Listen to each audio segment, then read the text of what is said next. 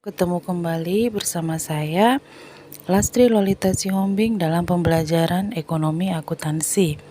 Kali ini kita akan membahas materi tentang Jurnal Umum Perusahaan Jasa, di mana tujuan pembelajaran ini adalah agar siswa dapat membuat jurnal umum transaksi perusahaan jasa.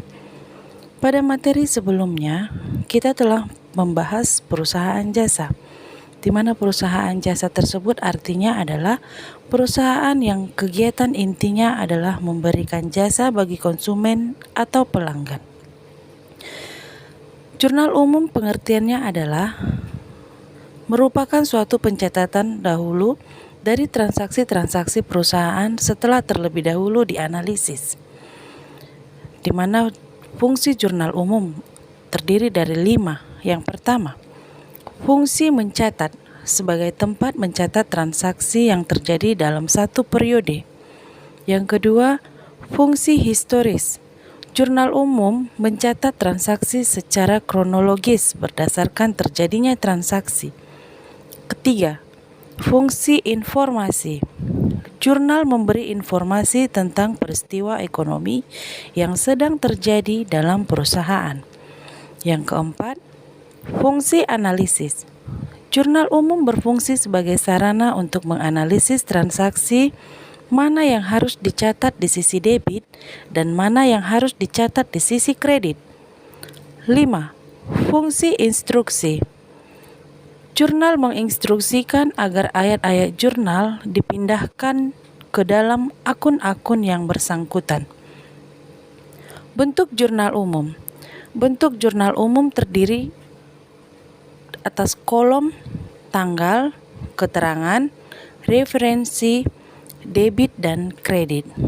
Di mana untuk mengisi kolom keterangan, kita memiliki ketentuan nama akun, posisi bertambah, dan posisi berkurang. Kas, bertambah posisi di debit, berkurang di kredit. Modal, bertambah di kredit, berkurang di debit. Harta, bertambah di debit, berkurang di kredit. Beban, bertambah di debit, berkurang di kredit. Utang, bertambah di kredit, berkurang di debit. Piutang, bertambah di debit, berkurang di kredit. Untuk lebih memahami materi tersebut, ada baiknya kita masuk ke contoh soal.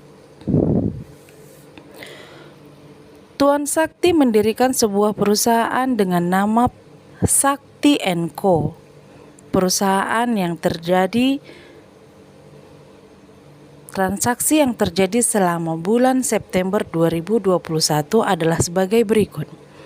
September tanggal 1, Tuan Sakti menginvestasikan uangnya sebesar 400 juta ke dalam perusahaan yang ia kendalikan sendiri. Tanggal 2, dibeli sebuah truk secara tunai seharga 24 juta rupiah. Tanggal 8, dibeli secara kredit perlengkapan truk seharga 600 ribu rupiah. Tanggal 10, diterima jasa angkut seharga 7 juta rupiah. Tanggal 12, dibayar sewa gedung seharga 500 ribu rupiah. Penyelesaian. Tanggal 1 bulan 9 2021. Nama akun pada jurnal, kas pada modal seharga 400 juta rupiah. Tanggal 2 bulan 9 2021. Nama akun perlengkapan pada kas seharga 24 juta rupiah.